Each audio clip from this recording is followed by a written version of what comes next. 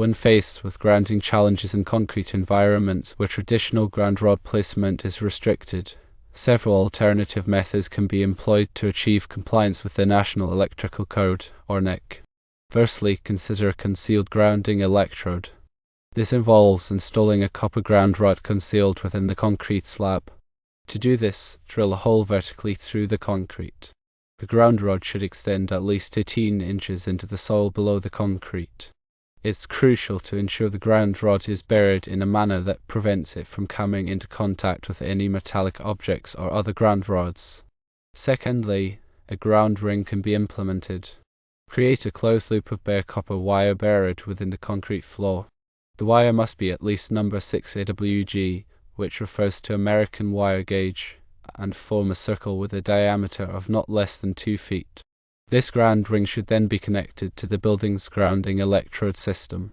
Thirdly, consider using a ground plate. Install a copper ground plate with a minimum size of 24 inches by 24 inches beneath the concrete slab. This ground plate must be connected to the grounding electrode system of the building and covered with at least 2 inches of concrete. Fourthly, a grounding sleeve can be utilized. Install a precast concrete grounding sleeve, which features a copper bonding lug embedded within the concrete slab.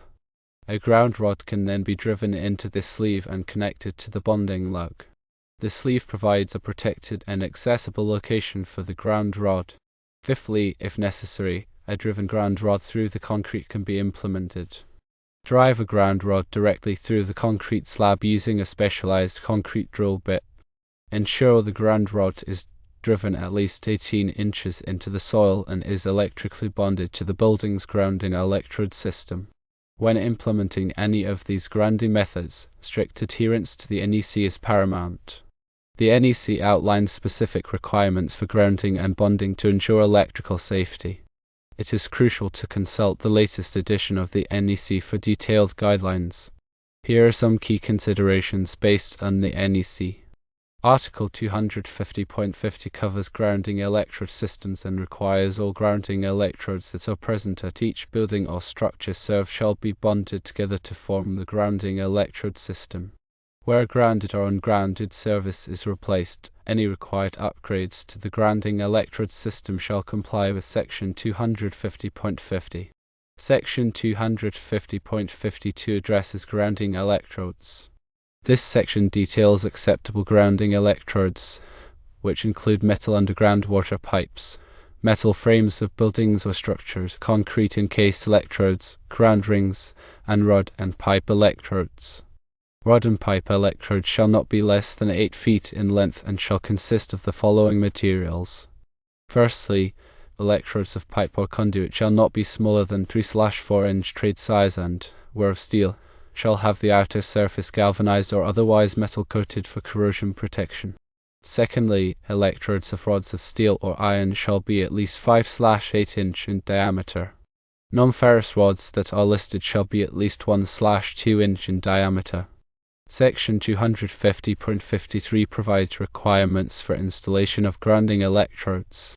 Rod, pipe, and plate electrodes shall be installed such that at least 8 feet of length is in contact with the soil. They shall be driven to a depth of not less than 8 feet.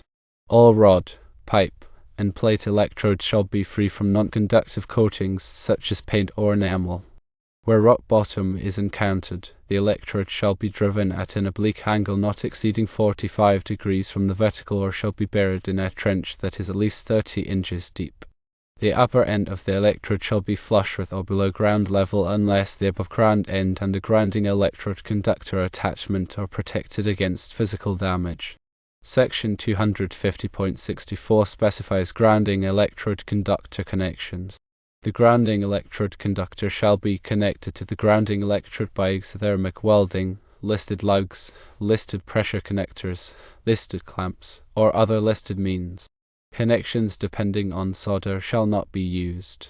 Ground clamps shall be listed for the materials of the grounding electrode and the grounding electrode conductor and, where used on pipe, rod, or other buried electrodes, shall also be listed for direct burial. Up to 6 conductors can be connected to a single grounding electrode or grounding electrode conductor.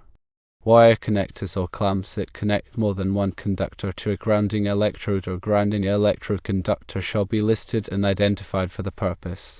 Not more than one conductor shall be connected to the grounding electrode by a single clamp or fitting unless the clamp or fitting is listed for multiple conductors. One of the most important factors is ensuring effective electrical continuity. After installing the grounding system, it's crucial to test its effectiveness to ensure proper electrical continuity and protection. This testing verifies that the grounding system provides a low impedance path for fault currents, which is essential for the operation of overcurrent protection devices like circuit breakers and fuses. To ensure the integrity and effectiveness of the grounding system, several tests and inspections should be performed. Firstly, a ground resistance test measures the resistance of the grounding electrode to earth. This test determines how effectively the grounding system will dissipate fault currents. The lower the resistance, the better the grounding system's performance. This test is typically performed using a ground resistance tester, also known as an earth tester. Secondly, a continuity test verifies the electrical continuity of the grounding conductors and connections. This test ensures that all components of the grounding system are properly connected and that there are no breaks or high resistance joints in the grounding path. The continuity test is performed using a multimeter set to measure resistance. Thirdly, a visual inspection identifies any visible defects or damage to the grounding system components. This includes checking for corroded connections, loose fittings, and damaged conductors. A thorough visual inspection can help identify potential problems before they lead to grounding system failure. In addition to these tests, regular inspections and maintenance are essential to ensure the long-term reliability of the grounding system. Grounding systems should be inspected at least annually or more frequently in harsh environments. Any identified problems should be promptly addressed to maintain the effectiveness of the grounding system. When selecting a grounding method, several factors must be considered. Firstly, soil conditions play a critical role. The type of soil, its moisture content, and its chemical composition can all affect the performance of the grounding system. Soil resistivity should be measured to determine the best type of grounding electrode for the specific soil conditions. Secondly, the available space is another constraint. In urban areas or locations with limited space, the choice of grounding method may be restricted. Ground rings or ground plates may be more suitable than driven ground rods in these situations. Thirdly, the type of electrical system also influences the selection. The grounding requirements for a grounded system may differ from those of an ungrounded system. It's important to consult the NEC for specific requirements based on the type of electrical system. Fourthly, the environmental conditions must be taken into account. In corrosive environments such as coastal areas or industrial facilities, the grounding system must be designed to resist corrosion. This may involve using corrosion-resistant materials or applying protective coatings to the grounding electrodes and conductors. To ensure compliance with the NEC, it's essential to consult with a qualified electrical engineer or inspector. They can provide guidance on the selection, installation, and testing of the grounding system. The electrical engineer can perform calculations to determine the appropriate size and type of grounding electrodes and conductors. They can also help ensure that the grounding system meets all applicable codes and standards. The electrical inspector can verify that the grounding system has been installed correctly and that it meets the requirements of the NEC.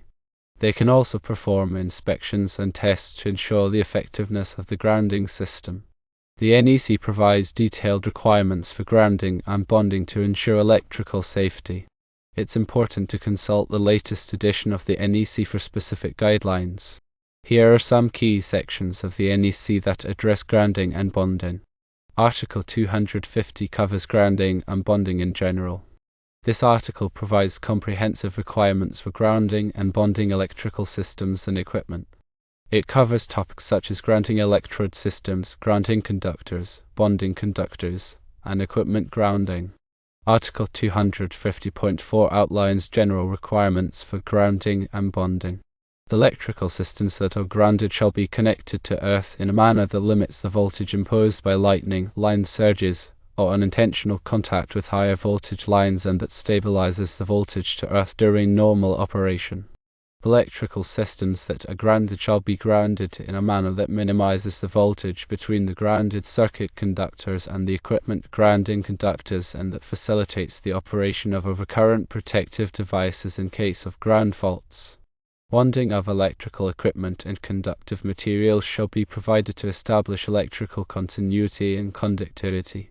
The bonding connection shall be made to ensure a low impedance circuit capable of safely carrying any fault current likely to be imposed. Bonding shall be provided to reduce the voltage gradient on the grounded metal parts in the event of a ground fault. Article 250.24 addresses grounding service supplied alternating current systems. System grounding connection shall be made at the service disconnecting means or head of that point. Where supplied from a transformer, the grounding connection shall be made at the secondary of the transformer. The grounding electrode conductor shall be sized according to Table 250.66. The grounded conductor shall be brought to the service equipment or disconnecting means and connected to the grounding electrode conductor. Article 250.28 covers main bonding jumpers and system bonding jumpers. Main bonding jumpers and system bonding jumpers shall be used to connect the equipment grounding conductors and the service equipment or system enclosure to the grounded conductor. The main bonding jumper shall be sized according to Table 250.102. The system bonding jumper shall be sized according to Table 250.102, based on the derived phase conductors. Article 250.30 provides grounding requirements for separately derived alternating current systems. Separately derived systems, such as those supplied by generators or transformers, shall be grounded in accordance with this section. The grounding connection shall be made at the separately derived system disconnecting means or ahead of that point. The grounding electrode conductor shall be sized according to Table 250.66. The grounded conductor shall be brought to the separately derived system equipment or disconnecting means and connected to the grounding electrode conductor. Article 250.50 covers all grounding electrodes that are present at each building or structure served shall be bonded together to form the grounding electrode system. Where a grounded or ungrounded service is replaced, any required upgrades to the grounding electrode system shall comply with Section 250.50. Article 250.52 addresses grounding electrodes. This section details acceptable grounding electrodes, which include metal underground water pipes, metal frames of buildings or structures, concrete encased electrodes, ground rings, and rod and pipe electrodes.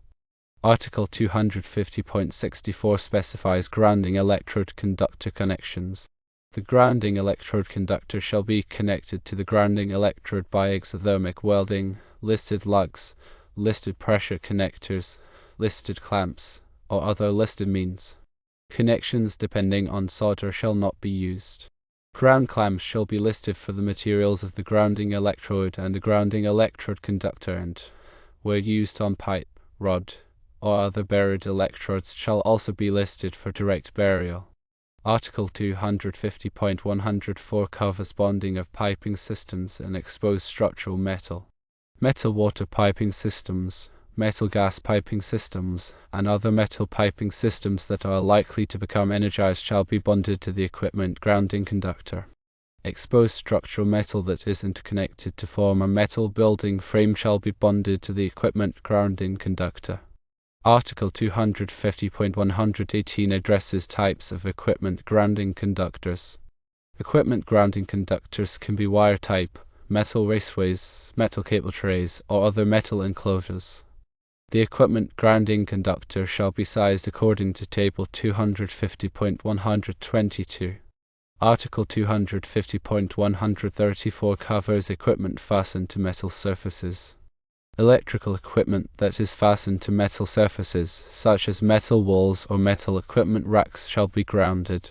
The equipment shall be grounded by connecting it to an equipment grounding conductor or by bonding it to the metal surface. In addition to the NEC, local codes and regulations may also apply. It's important to check with the local authorities to determine if there are any additional requirements for grounding and bonding in the specific area. Proper grounding is essential for electrical safety. A well-designed and properly installed grounding system protects people and equipment from electrical shock and damage. It also helps ensure the reliable operation of electrical systems. By following the guidelines in the NEC and consulting with qualified professionals, it's possible to achieve effective grounding even in challenging environments like concrete structures. The use of alternative grounding methods, such as concealed ground rods, ground rings, and ground plates, can provide a safe and reliable grounding solution where traditional ground rod placement is not feasible. Regular testing and maintenance are also essential to ensure the long-term effectiveness of the grounding system. Remember, electrical work can be dangerous. Always consult with a qualified electrician before performing any electrical work. Always follow all applicable codes and standards. Always use appropriate safety equipment.